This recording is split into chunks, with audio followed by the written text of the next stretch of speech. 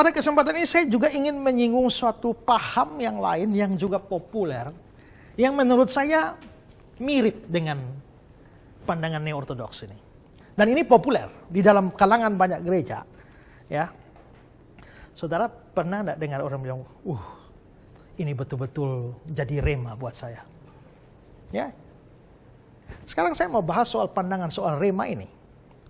Ada seorang yang namanya Charles Farah. Ya, Charles Farah ini menulis soal rema. Lalu dia mengatakan, sebenarnya gini ya, dalam bahasa Yunani, logos itu artinya firman. Rema itu juga artinya firman. Lalu apa beda logos sama rema? Nah, Charles Farah mengatakan bahwa logos adalah firman yang bersifat sejarah dan objektif, sedangkan rema bersifat pribadi dan subjektif. Jadi kalau baca di Alkitab, Tuhan Yesus berjalan di atas air, itu logos. Tapi pada waktu baca, kayaknya juga berarti saya juga harus bisa jalan di atas badai-badai kehidupan saya. Wah, ini rema. Ya. Tuhan Yesus memberi makan 5.000 orang dengan 5 roti dan 2 ikan. Itu logos. Tapi pada waktu saya kekurangan duit, saya percaya Tuhan engkau cukupkan. Ya, jangan khawatir. Itu rema. Jadi, teologi logos dan rema menurut Farah. Rema adalah firman yang bersifat pribadi. Farah juga mengatakan bahwa logos menjadi rema kalau itu bicara kepadamu. Jadi kalau Bapak baca Alkitab yang logos ini, kalau tidak berbicara kepada Bapak, itu tidak jadi rema. Kalau berbicara jadi rema. Kalau Tuhan pakai itu, berbicara jadi rema. Ini mirip kayak dengan ortodoks tadi kan? Kalau Tuhan pakai bicara, itu firman. Kalau Tuhan tidak berbicara, itu bukan firman. Itulah sebabnya saya bilang, ada kemiripan dengan teologi neo-ortodoks ini. Dan Farah mengatakan logos tidak selalu jadi rema.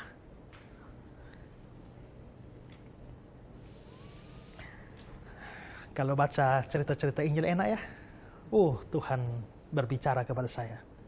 Terus baca Imamat. Peraturan-peraturan rasanya tidak dapat apa-apa nih ya.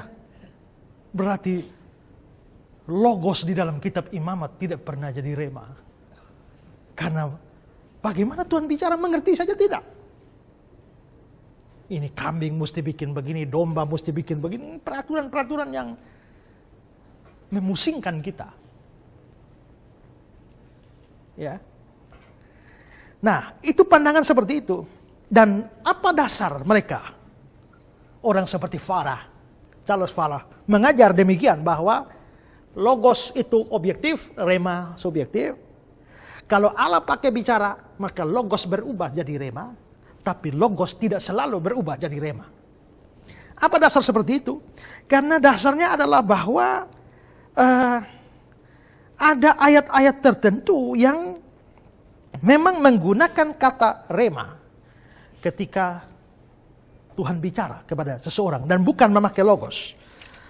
Nah, saya mau berikan contoh kepada saudara bahwa sebenarnya pandangan ini salah. Coba lihat Matius 26 ayat 75. Coba baca. Matius 26 ayat 75. Maka teringatlah Petrus akan apa yang dikatakan Yesus kepadanya. Sebelum ayam berkokok, engkau telah menyangkal aku 3 kali. Lalu ia pergi keluar dan menangis dengan sedihnya. Ini cerita Petrus menyangkal Yesus ya. Saudara lihat ayat itu. Maka teringatlah Petrus akan apa yang dikatakan Yesus. Kata apa? Ini seharusnya adalah akan firman yang dikatakan Yesus. Dan kata Yunani yang dipakai di situ adalah rema. Jadi, maka teringatlah Petrus akan rema yang dikatakan Yesus padanya. Berarti Yesus berikan rema ya. Yes. Ini terkait dengan penyangkalan Petrus. Cerita penyangkalan Petrus. Nah, mari kita lihat ayat sejajarnya, paralelnya. Markus 14 ayat 72. Markus 14 ayat 72. Dan pada saat itu berkokoklah ayam untuk kedua kalinya. Maka teringatlah Petrus bahwa Yesus telah berkata kepadanya, sebelum ayam berkokok 2 kali, engkau telah menyangkal aku 3 kali. Lalu menangislah ia terseduh-seduh. Ini cerita yang sama ya. Maka teringatlah Petrus bahwa Yesus telah berkata kepadanya. Kata berkata kepadanya itu mestinya berfirman padanya. Ini gunakan kata Yunani rema. Jadi 2 ayat sama-sama menggunakan rema. Tapi sekarang mari lihat Lukas 22 ayat 61. Lukas 22 ayat 61. Lalu berpalinglah Tuhan memandang Petrus, maka teringatlah Petrus bahwa Tuhan telah berkata kepadanya, sebelum ayam berkokok pada hari ini, engkau telah 3 kali menyangkal aku. Perhatikan kata-kata itu ya. Teringatlah Petrus bahwa Tuhan telah berkata. Itu seharusnya adalah teringatlah Petrus firman dari Tuhan. Dan kata Yunani yang dipakai adalah logos. Jadi perhatikan 3 ayat ini paralel. Sama-sama bicara soal Petrus menyangkal Yesus.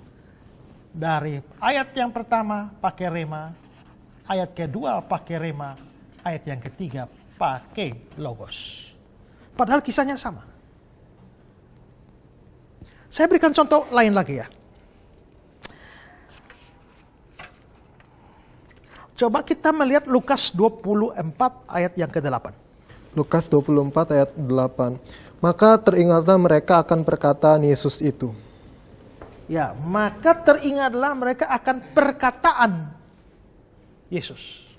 Perkataan di situ kata Yunani yang dipakai adalah rema. Lalu sekarang Kisah 11 ayat 16. Kisah Para Rasul 11 ayat 16. Maka teringatlah aku akan perkataan Tuhan. Ya, cukup Ibu. Teringatlah aku akan perkataan Tuhan. Itu rema. Ya.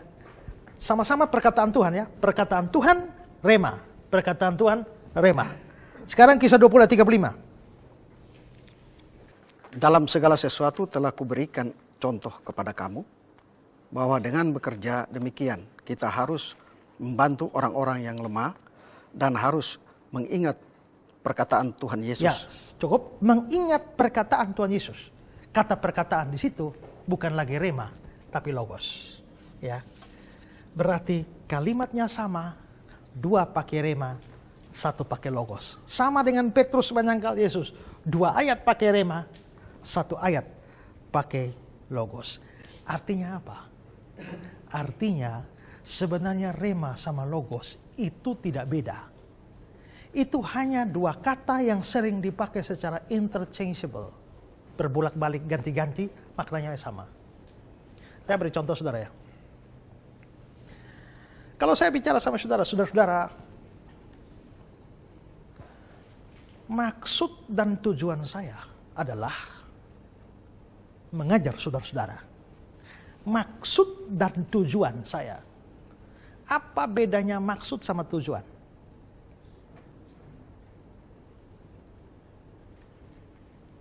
Kalau saya mengatakan, saudara-saudara, maksud saya adalah mengajar saudara-saudara. Tujuan saya mengajar saudara-saudara. Maksud tujuan saya adalah mengajar saudara-saudara. Bisa? Benar? 3-3 benar. Artinya adalah bahwa antara maksud dan tujuan itu tidak beda, tapi digunakan secara interchangeable. Saya pernah dengar pendeta khotbah, saudara-saudara, dalam hidup dan kehidupan ini kita harus percaya pada Tuhan. Dalam hidup dan kehidupan. Apa beda hidup dan kehidupan? Sama saja kan? Mau pakai hidup juga boleh, mau pakai kehidupan juga boleh, mau dua-dua juga boleh. Nah itu interchangeable. Maka mau pakai rema boleh, mau pakai logos juga boleh. Itu bisa dipakai bola-balik. Sama dengan Kejadian 1 ayat 26 tuh ya. Baiklah kita menjadikan manusia menurut gambar dan rupa. Gambar dan rupa. Tapi kalau saudara baca 1 ayat setelah itu, Kejadian 1 ayat 27, lalu Tuhan menciptakan manusia itu menurut gambarnya. Rupa sudah tidak ada. Kalau saudara baca Kejadian 5 ayat 1, lalu dibilang, lalu Tuhan menciptakan manusia itu menurut rupanya. Gambar sudah tidak ada.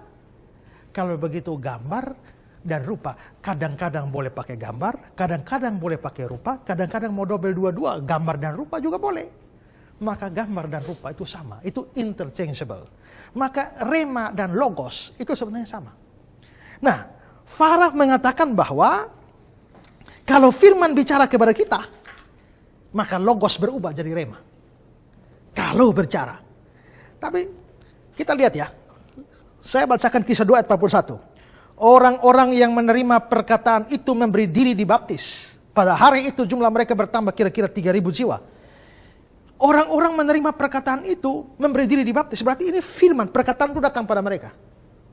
Tapi tidak pakai rema, pakai logos. Ya, sama juga dengan Kisah 4 ayat 4. Tetapi di antara orang-orang mendengar ajaran itu banyak menjadi percaya. Berarti Tuhan bicara. Tapi tidak pakai rema, pakai logos. Sama dengan Kisah 8 ayat 14, Kisah 13 ayat 48. Semuanya menggunakan kata logos. Karena itu saudara, adalah ajaran yang salah kalau kita membedakan antara rema dan logos. Sama, itu dua kata yang sama arti, hanya digunakan secara berbeda. Interchangeable.